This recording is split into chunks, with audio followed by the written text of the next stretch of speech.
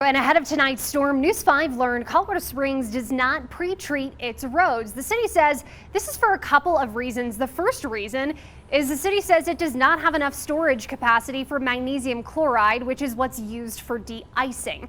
The city says it is working to increase that capacity, but says even with more storage, it likely still would not pre-treat because if it's not timed correctly, the residue from that de-icer can actually attract moisture at lower humidity levels. With Colorado being dry, it means depending on when they put that de-icer on the roads, it could make it slick before snow even falls.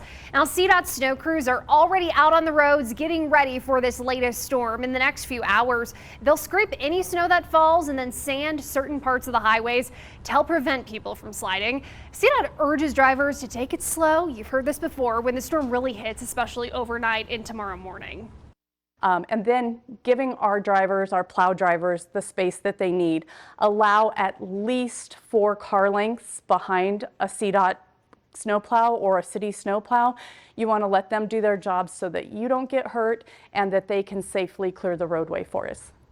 Now it's going to be a round-the-clock effort here to try and stay ahead of the storm and keep those highways clear. School District 49, by the way, is already on a 2-hour delay tomorrow. Remember, for any updates on any delays or closures, you can visit our website, KOAA.com, or you can download the KOAA app. It is free to download and use for Apple and Android.